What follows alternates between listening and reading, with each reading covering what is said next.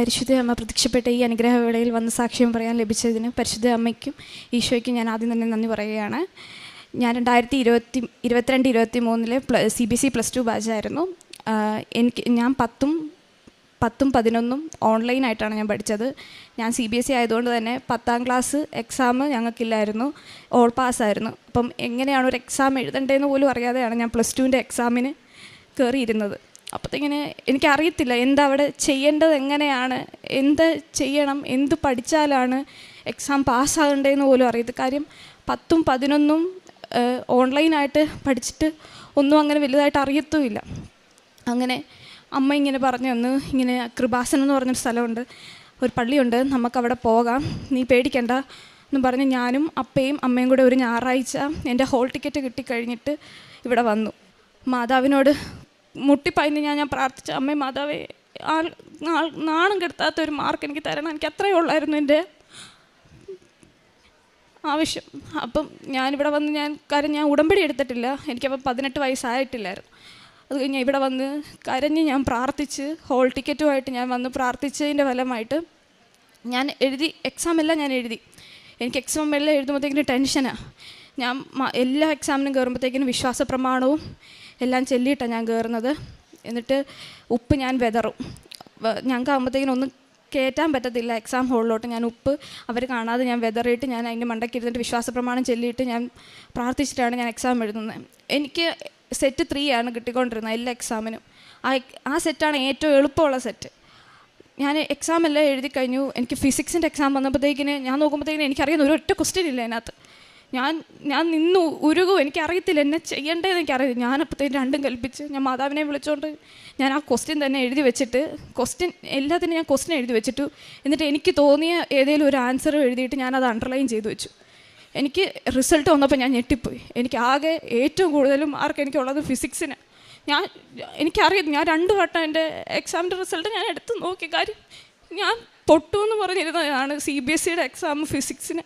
അതിനാണ് എനിക്ക് ഏറ്റവും കൂടുതൽ, അതായത് 70ലാണ് മാർക്ക്. എനിക്ക് 70ൽ 63 മാർക്കുണ്ടായിരുന്നു. ഞാൻ ഞെട്ടിപ്പോയി. അത് കഴിഞ്ഞപ്പോഴത്തേക്കും ഞാൻ ഡ്രൈവിംഗ് ലൈസൻസ് എടുത്തു. എനിക്ക് നീളമില്ലാത്തതുകൊണ്ട് അവർ പറഞ്ഞു കിട്ടാൻ ചാൻസ് കുറവാണ്, ഭയങ്കര പാടായിരിക്കും. അന്ന് വരെ ഞാൻ എടുത്തിട്ട് ക്ലിയർ ആയിട്ടില്ല. അന്ന് ഞാൻ ഡ്രൈവിംഗ് ടെസ്റ്റിന് ചെന്ന് അവരപ്പോഴത്തേക്കും അവിടെ വിധി എഴുതി എനിക്ക് കിട്ടത്തില്ല എന്ന് എന്നെ പഠിപ്പിച്ച മാഷന്മാരെഴുതി. ഞാൻ അവിടെ കയറി ഇരുന്നിട്ട് ഞാൻ വിശ്വാസ പ്രമാണം ഞാൻ ചൊല്ലിക്കൊണ്ടാണ് ഞാൻ വണ്ടി എടുക്കുന്നത്. വണ്ടി എടുത്തു. ഞാൻ ഫസ്റ്റ് അറ്റംപ്റ്റിൽ തന്നെ ഞാൻ എടുത്ത്. അവരെല്ലാവരും എന്നോട് ചോദിച്ചു, നീ എന്നാ മാത്രമേ ചൊല്ലിക്കൊണ്ടിരുന്നത്? ഞാൻ പറഞ്ഞു, ഞാൻ വിശ്വാസ പ്രമാണമാണ് ചൊല്ലിക്കൊണ്ടിരുന്നത്. എനിക്ക് ഫസ്റ്റ് അറ്റംപ്റ്റിൽ തന്നെ എൻ്റെ ഡ്രൈവിംഗ് ലൈസൻസ് കിട്ടി. അത് കഴിഞ്ഞ് ഞാൻ ജർമ്മൻ പഠിച്ചു. അങ്ങനെ ഞാൻ A2ൻ്റെ എക്സാം എഴുതി ഞാൻ ഫെയിലായി. ഞാനത് ട്രിവാൻഡ്രത്താണ് എഴുതിയത്. അപ്പോഴത്തേക്കിനും എനിക്കങ്ങ് എൻ്റെ മാതാവിനോടുള്ള ഇതങ്ങ് കുറഞ്ഞ്. അത് കഴിഞ്ഞ് അത് എൻ്റെ ഫെയിലായെന്നറിഞ്ഞ ഒരു വെള്ളിയാഴ്ചയായിരുന്നു.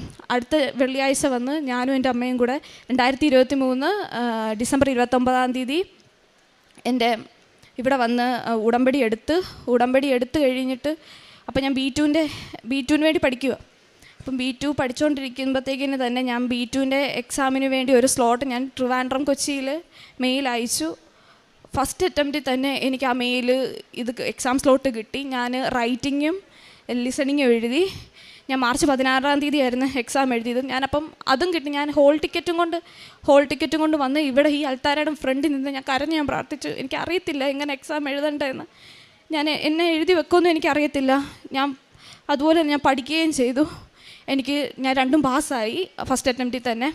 അത് കഴിഞ്ഞിട്ട് എനിക്ക് ഈ ട്രിവാൻഡ്രം കൊച്ചി എന്ന് പറഞ്ഞാൽ മെയിൽ കിട്ടാൻ വേണ്ടി ഭയങ്കര പാടാണ്. എനിക്ക് മിക്ക മന്തിലും ഡേറ്റ് കിട്ടുമായിരുന്നു. പിന്നെ എനിക്ക് കോൺഫിഡൻസ് ഭയങ്കര കുറവായിരുന്ന ഒരാളാണ് എന്നിട്ട് ഞാൻ ഓഗസ്റ്റിലത്തെ എക്സാമിനുള്ള ഡേറ്റിൽ ഞാൻ സ്പീക്കിങ്ങും റീഡിങ്ങും കൂടെ എഴുതി. എനിക്ക് റീഡിങ് കിട്ടി, എനിക്ക് സ്പീക്കിങ് കിട്ടിയില്ല. എനിക്ക് 2 മാർക്കിനത് പോയി. അത് കഴിഞ്ഞിട്ട് ഞാൻ 3 മൊഡ്യൂളായപ്പോൾ തന്നെ ഞാൻ എക്സാം ഏജൻസിക്ക് കൊടുത്തു. ഏജൻസി എനിക്ക് ഇൻ്റർവ്യൂ തന്നു. അതായത് ഏജൻസി ഞാൻ കണ്ടുപിടിക്കുന്നത് ഞാനിങ്ങനെ ട്രിവാൻഡ്രം കൊച്ചി പോയി രജിസ്ട്രേഷൻ ഇരുന്നപ്പോൾ അവിടെ വെച്ച് കണ്ട ഒരു കൊച്ചു വഴിയാണ് ഞാൻ ആ ഏജൻസി കണ്ടുപിടിക്കുന്നത്. എനിക്ക് ആ ഏജൻസിയെക്കുറിച്ച് അറിയത്തില്ല, നല്ലതാണോ എങ്ങനെയാണെന്നൊന്നും അറിയത്തില്ല. പോയ ആളുടെ ഒരു വിശ്വാസം വെച്ചുകൊണ്ട് മാത്രമാണ് ഞാൻ ആ ഏജൻസിക്ക് കൊടുത്തത്. പെട്ടെന്ന് തന്നെ എനിക്ക് ഇൻ്റർവ്യൂ മോക്ക് കിട്ടി. മെയിൻ ഇൻ്റർവ്യൂ 2 ഒറ്റ അടിക്കായിരുന്നു. എനിക്ക് 2 കൂടെ ഒരുമിച്ചായിരുന്നു. എനിക്കറിയാം, എനിക്ക് 3 ക്വസ്റ്റ്യൻ മനസ്സിലായി അവർ പറഞ്ഞത്. 4ാമത്തെ ക്വസ്റ്റ്യൻ എന്നാന്ന് പോലും എനിക്ക് മനസ്സിലായില്ല. അവർ പറഞ്ഞു, ഞാൻ അവരോട് ചിരിച്ചുകൊണ്ട് യാ എന്ന് പറഞ്ഞു. അപ്പോഴത്തേക്കിന് അവരെനിക്ക് തോന്നുന്നു എന്നെ കളിയാക്കി ചിരിച്ചതാണോ എനിക്കൊന്നും അറിയത്തില്ല. എനിക്ക് അങ്ങ് സങ്കടവും വരുന്നു. ഞാൻ മാതാവിൻ്റെ തിരി അവിടെ കത്തിച്ച് വെച്ചേക്കുക. അതിലോട്ട് ഞാൻ നോക്കുന്നുണ്ട്, എനിക്കറിയത്തില്ല. അപ്പോഴത്തേക്ക് എനിക്ക് മനസ്സിലാകുന്നില്ല അവരെന്താ പറഞ്ഞത്. ഞാൻ ഇപ്പോൾ യാന്ന് വെച്ചിട്ട് അവർ എന്നെ ബൈ പറഞ്ഞു പോയി. അത് കഴിഞ്ഞിട്ട് ഞാൻ വീട്ടിൽ വിളിച്ചിട്ട് പറഞ്ഞു, അമ്മ എനിക്ക് തോന്നുന്നില്ല, എനിക്കറിയത്തെങ്കിൽ ലാസ്റ്റ് ക്വസ്റ്റ്യൻ എന്താണെന്ന് പോലും മനസ്സിലായില്ല, ഞാൻ ചിരിക്കുമായിരുന്നു പറഞ്ഞു. ഞാൻ ചിരിച്ചോണ്ടാണ് ഞാൻ അവരെ ഇത് ചെയ്തതെന്ന് പറഞ്ഞു. അപ്പോഴത്തേക്കിനും അമ്മ അത് കഴിഞ്ഞ് 2 ദിവസം കഴിഞ്ഞപ്പോഴത്തേക്കും എൻ്റെ റിസൾട്ട് വന്നു. ഞാൻ പാസ്സായി. ഞാൻ ആദ്യം പാസ്സാകുന്ന അവിടെ ഇൻ്റർവ്യൂവിന്. എനിക്കറിയത്തില്ല ഞാൻ എന്നെ അവിടെ ചെയ്യേണ്ട. ഞാൻ അപ്പോഴത്തേക്കിന് അക്കാഡമിയിൽ ഞാൻ നിൽക്കുക. എന്നോട് പറഞ്ഞു മരിയ പാസ്സായെന്ന് പറഞ്ഞു. ഞാൻ ഞാൻ പോയി. എനിക്കറിയത്തില്ല. അത് കഴിഞ്ഞ് എൻ്റെ കോൺട്രാക്റ്റ് ഒരു മാസം പോലും എടുത്തില്ല. അതിന് മുന്നേ വന്നു. എന്നിട്ട് 3 ലക്ഷം രൂപ വേണം. 3 ലക്ഷം രൂപ ഏജൻസിക്ക് കൊടുക്കണം. അപ്പോഴത്തേക്കിന് ഞാൻ വിളിച്ച് പറഞ്ഞപ്പോഴത്തേക്കിന് വീട്ടിൽ നല്ല ടൈറ്റാണ്. അപ്പം അമ്മ പറഞ്ഞു, നീ പ്രാർത്ഥിക്ക്, അമ്മ മാതാവിനോട് പ്രാർത്ഥിക്ക്, നമുക്ക് എവിടുന്നേലുമൊക്കെ കിട്ടുമെന്ന് പറഞ്ഞു. അത് കഴിഞ്ഞ് ഞാൻ വീട്ടിൽ വന്നു കഴിഞ്ഞ് ഞങ്ങളെല്ലാവരും കൂടെ എല്ലാ ദിവസവും ത്രിസന്ധ്യാജപം ചെല്ലും. നല്ല രീതിയിൽ പ്രാർത്ഥിച്ചു. എപ്പോഴും എല്ലാവരും കൂടെ ചേർന്ന് നിന്നിട്ടാണ് ഞങ്ങളുടെ വീട്ടിൽ സന്ധ്യാപ്രാർത്ഥന ചെല്ലുന്നതും മെഴുകുതിരി കത്തിച്ച് പ്രാർത്ഥിക്കുന്നതും. അങ്ങനെ പ്രാർത്ഥിച്ച് അടുത്ത ദിവസം ആയപ്പോഴത്തേക്കിന് ഞങ്ങൾക്ക് പൈസ കിട്ടി. ഞാൻ കൊണ്ടുവന്ന് ഏജൻസിയിൽ അടച്ചു. ജാനുവരി 17-ാം തീയതി ഞാൻ വിസയ്ക്ക് വെക്കുമ്പോഴത്തേക്കിനും എനിക്ക് ടെൻഷൻ ഉണ്ടായിരുന്നു. കാര്യം എന്താ വെച്ചാൽ എൻ്റെ ഒരു സർട്ടിഫിക്കറ്റിൽ എൻ്റെ പ്ലേസ് ഓഫ് ബർത്തിൽ കേരള എന്നില്ല. അപ്പോഴത്തേക്കിനും എല്ലാവരും പറഞ്ഞു അത് മിക്കവാറും റിജക്ഷൻ ആകാനാണ് ചാൻസ്. ഞാൻ നിന്ന് കരയുക വീട്ടിൽ. അതിൻ്റെ കൂടെ ഞാൻ വിശ്വാസപ്രമാണവും ചെല്ലുന്നുണ്ട്. എന്നെക്കൊണ്ട് പറ്റുന്ന ഞാൻ കാശുരൂപവും ഉപ്പും എല്ലാം ഞാൻ പിടിച്ച് ഞാൻ കരയുന്നുമുണ്ട്, ഞാൻ പ്രാർത്ഥിക്കുന്നുമുണ്ട്, അതിലേറെ ഞാൻ പ്രാർത്ഥിക്കുന്നുണ്ട്. അത് കഴിഞ്ഞപ്പോഴത്തേക്കും അപ്പോൾ എൻ്റെ വീട്ടിലെല്ലാവരും പറയുന്നുണ്ട്, നീ എന്തിനാണ് പേടിക്കുന്നത്, അമ്മ മാതാവ് നിനക്ക് തരും. പക്ഷേ അമ്മയൊക്കെ കരഞ്ഞ് എല്ലാവരും പ്രാർത്ഥിക്കുക. എന്നിട്ട് അത് കഴിഞ്ഞ് ജാനുവരി 17-ന് ഒരു തിങ്കളാഴ്ച വെച്ച് അത് കഴിഞ്ഞിട്ട് ഒരു വ്യാഴാഴ്ച ആയപ്പോഴത്തേക്ക് എനിക്ക് മെയിൽ വന്ന് ഡിസ്പാച്ച് ആയെന്നും പറഞ്ഞു. എനിക്ക് അപ്പോഴത്തേക്കിന് എന്നോട് എല്ലാ ഫ്രണ്ട്സും പറഞ്ഞു റിജക്ഷൻ ആയിരിക്കും, കാര്യം ഇത്രയും നേരത്തെ ഒന്നും ആർക്കും വരത്തില്ല, ഇങ്ങനെ എൻ്റെ കൂടെ വെച്ചവർക്ക് ആർക്കും വരുന്നുമില്ല. ഞാൻ ചെന്നിട്ട് സാറ്റർഡേ ചെന്നിട്ട് ഞാൻ കൊറിയർ ഓഫീസിൽ ചെന്നിട്ട് ഞാൻ വാങ്ങിച്ചു. ഞാനപ്പോൾ പോകുന്നതിന് മുന്നേ എൻ്റെ കയ്യിൽ എവിടെ പോയെന്ന് പറഞ്ഞാലും എൻ്റെ മുന്നിൽ കാശുരൂപമുണ്ട്. കാശുരൂപ ഞാൻ കെട്ടിപ്പിടിച്ചുകൊണ്ടാണ് ഞാൻ പോകുന്നത്. എൻ്റെ കഴുത്തേൽ ഇപ്പോഴും കിടപ്പുണ്ട്. ഞാൻ എന്നിട്ട് അവിടെ കയറി ചെന്നു. എനിക്ക് തുറക്കാൻ വേണ്ടി ഭയങ്കര പേടി. അപ്പോഴത്തേക്കിനും എൻ്റെ കൂടെ നിന്ന് എൻ്റെ ചേട്ടനാണ് തുറന്നത്. അപ്പോഴത്തേക്കിനും പറഞ്ഞു, എടി ഒരു പേപ്പറേ ഉള്ളൂ അതിനകത്തെന്ന് പറഞ്ഞു. ഞാനിപ്പോൾ മാതാവേ, ഞാൻ നിന്ന് വിശ്വാസപ്രമാണം ചൊല്ലി ഇപ്പം എടുത്തു നോക്കിയപ്പം റിജക്ഷൻ വരുമ്പോഴാണ് അങ്ങനെ സാധാരണ പേപ്പർ വരുന്നത്. ഈ പേപ്പർ അതിൻ്റെ അകത്ത് അറിയാതെ അങ്ങോട്ട് കയറി വന്നതാണ്. പുറത്ത് വരേണ്ട പേപ്പർ അറിയാതെ റിജക്ഷൻ വന്നെന്നും പറഞ്ഞുകൊണ്ടാണ് വന്നത്. അത് അറിയാതെ അകത്ത് കയറി വന്നതാണ് പുറത്ത് വരേണ്ട പേപ്പർ. നോക്കുമ്പോഴത്തേക്കിന് എനിക്ക് വിസ അടിച്ചിട്ടുണ്ട്. ഞാൻ ഈ വരുന്ന മാർച്ച് 26-ാം തീയതി ഈ ബുധനാഴ്ച വൈകിട്ട് ഞാൻ ജർമ്മനിക്ക് പോവുകയാണ്. ഞാൻ ചെയ്ത കാരുണ്യ പ്രവർത്തനം എന്ന് വെച്ചാൽ ഞങ്ങളുടെ പള്ളിയിൽ നിന്ന് എപ്പോഴും 4ാമത്തെ ആഴ്ചയിൽ യുവതുപ്തിക്കാരെല്ലാവരും കൂടെ ചേർന്ന് അന്നദാനം നടത്തുന്നുണ്ട്. എന്നെക്കൊണ്ട് പറ്റുന്ന രീതിയിൽ ഞാനും അമ്മയും കൂടെ എല്ലാവരും കൂടെ ചേർന്ന് 1, 3, 5 പൊതി കൊടുക്കാറുണ്ട്. അതുകൂടാതെ തന്നെ പത്രങ്ങൾ എല്ലായിടത്തും തീരുന്നിടം വരെ ഒന്നെങ്കിൽ ഞാൻ ഇവിടുന്ന് പോകുമ്പോഴത്തേക്ക് തന്നെ ബസ് സ്റ്റോപ്പിൽ ഞങ്ങളുടെ അടുത്തുള്ള ചങ്ങനാശ്ശേരി സ്ഥലം അവിടെയുള്ള ഹോസ്പിറ്റലുകളിലെല്ലാം കയറി ഞാൻ കൊടുത്തിട്ടേ ഞാൻ മിക്കവാറും പോകാറുള്ളൂ.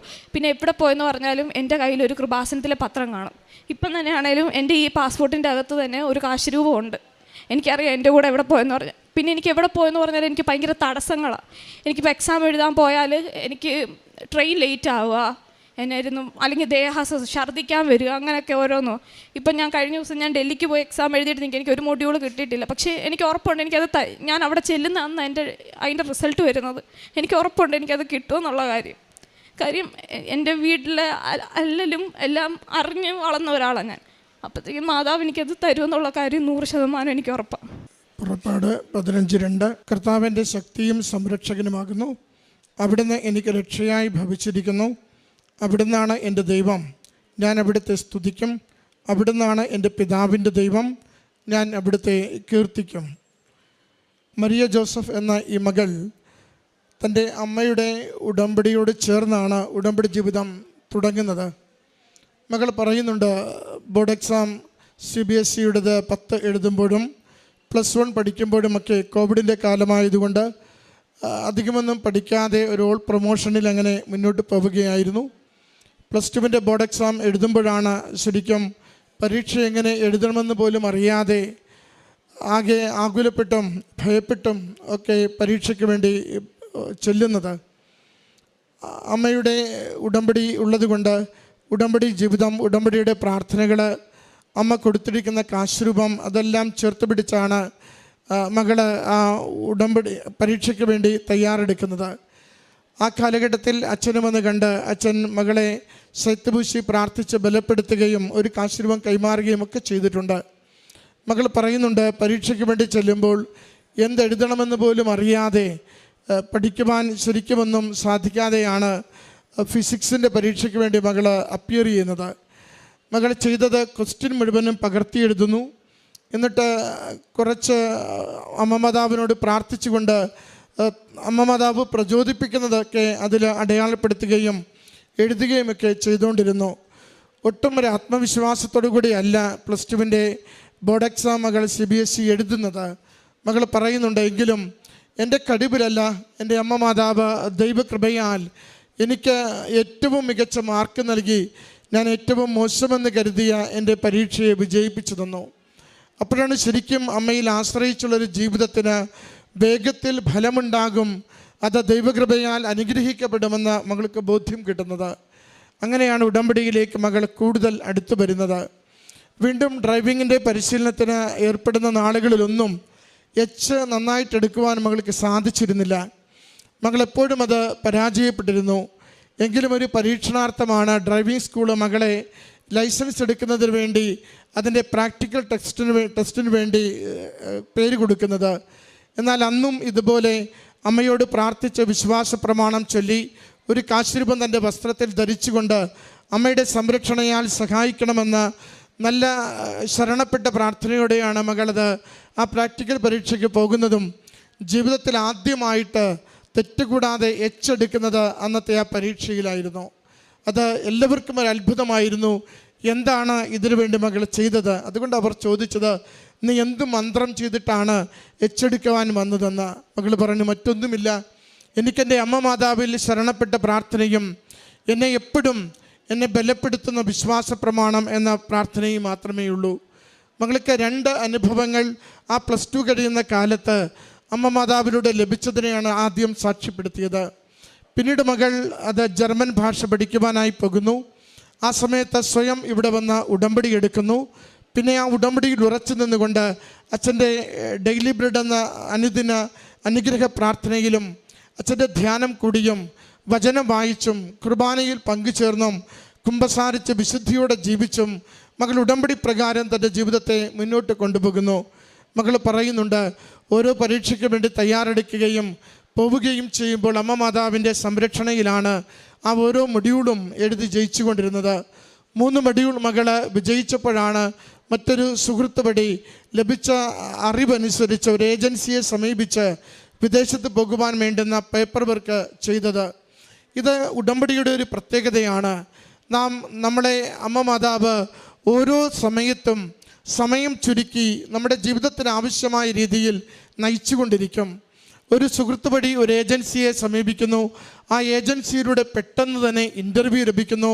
ആ ഇൻ്റർവ്യൂ മകൾ പറയുന്നുണ്ട്, അവസാനം ചോദിച്ച ചോദ്യം എന്തെന്ന് പോലും എനിക്ക് മനസ്സിലായിട്ടില്ല ഇതുവരെ. യാ എന്ന് ഞാൻ മറുപടി പറഞ്ഞു. അവരെന്നെ സെലക്ട് ചെയ്തു. അതിന് പ്രകാരം വരുന്ന 27-ന് ഞാൻ വിദേശത്തേക്ക് എൻ്റെ പഠനത്തിനും ജോലിക്കും വേണ്ടി പോവുകയാണ്. പ്രിയമുള്ളവരെ, പരിശുദ്ധമ്മയുടെ ഉടമ്പടി ജീവിതത്തിലായിരിക്കുക എന്നതിൻ്റെ അർത്ഥം നമ്മുടെ ആത്മാവും ശരീരവും വിശുദ്ധീകരിച്ചുകൊണ്ട് ദൈവനാമത്തെ മഹത്വപ്പെടുത്തുവാൻ തയ്യാറാകുമ്പോൾ ജീവിതത്തിൻ്റെ എല്ലാ മേഖലകളെയും അമ്മ മാതാവ് അനുഗ്രഹിക്കുകയും നമുക്കുള്ള മെച്ചപ്പെട്ട വഴികളെ തുറന്നു തരികയും ചെയ്യും. മകൾ പറയുന്നുണ്ട്, വിദേശത്ത് പോകുവാനുള്ള പണമൊന്നും ശരിയായില്ല. ഒന്നും ചെറിയ ചുരുക്ക സമയത്തിനുള്ളിൽ ഇല്ലാതിരുന്നപ്പോഴും അമ്മയുടെ കരങ്ങളിൽ സമർപ്പിച്ചു. അമ്മ മാതാവ് അത് ക്രമീകരിച്ചു കൊടുത്തു. വിദേശത്ത് പോകുവാൻ ആ വിസ പ്രോസസ്സ്, അതിൻ്റെ വിസ ലഭിച്ചോ റിജക്ഷനാണോ വരുന്നതെന്നറിയാതെ ഏറെ ആദ്യ പിടിച്ചു. അമ്മ മാതാവ് യാതൊരു ക്ലേശവുമില്ലാതെ വിസ മകളുടെ കരങ്ങളിൽ എത്തിച്ചു കൊടുത്തു. അങ്ങനെ ഓരോ കാര്യത്തെക്കുറിച്ചും മകൾ ആവർത്തിച്ച് പറയുക, ഞാൻ കൃപാസന മാതാവിൽ ശരണപ്പെട്ടു. എൻ്റെ കഴിവിനാലല്ല, ദൈവകൃപയാൽ എനിക്ക് ഓരോന്ന് അനുവദിച്ചു തന്നു. എനിക്കുള്ള എന്തെങ്കിലും പ്രാപ്തി കൊണ്ടല്ല, സമയ ചുരുക്കത്തിൻ്റെ അമ്മ എൻ്റെ കൂടെ നിന്ന് എനിക്ക് ആവശ്യമുള്ളതെല്ലാം ഒരുക്കി തന്നു. അതുകൊണ്ട് മകൾ സന്തോഷത്തോടെ ദൈവനാമത്തെ മഹത്വപ്പെടുത്തുന്നു. അമ്മ മാതാവിന് നന്ദി പറയുന്നു. ഉടമ്പടിയുടെ പ്രത്യക്ഷീകരണത്തിൻ്റെ സാക്ഷിയായി തുടർന്ന് ജീവിക്കുവാൻ ആഗ്രഹിച്ച് മകൾ NRI ഉടമ്പടി പുതുക്കിക്കൊണ്ട് വിദേശത്തേക്ക് പോകുവാൻ മകൾ ആഗ്രഹിക്കുകയും ചെയ്യുന്നു. മകൾക്ക് ലഭിച്ച ഈ എല്ലാ നന്മകൾക്കും അമ്മ മാതാവിനും തിരുക്കുമാരനും നന്ദി പറഞ്ഞുകൊണ്ട് കരങ്ങളടിച്ച് ഈ സാക്ഷ്യം നമുക്ക് സമർപ്പിക്കാം. അത്യപൂർവ ദൈവാനുഭവങ്ങൾ ഇനി നിങ്ങൾക്കും സ്വന്തം. ഈ യൂട്യൂബ് ചാനൽ ഇതുവരെ സബ്സ്ക്രൈബ് ചെയ്തിട്ടില്ലെങ്കിൽ ഇപ്പോൾ തന്നെ സബ്സ്ക്രൈബ് ചെയ്യുക. ഈ വീഡിയോ ഇപ്പോൾ തന്നെ നിങ്ങളുടെ സുഹൃത്തുക്കൾക്ക് ഷെയർ ചെയ്തുകൊണ്ട് കർത്താവിൻ്റെ പ്രേക്ഷിതരാകുക.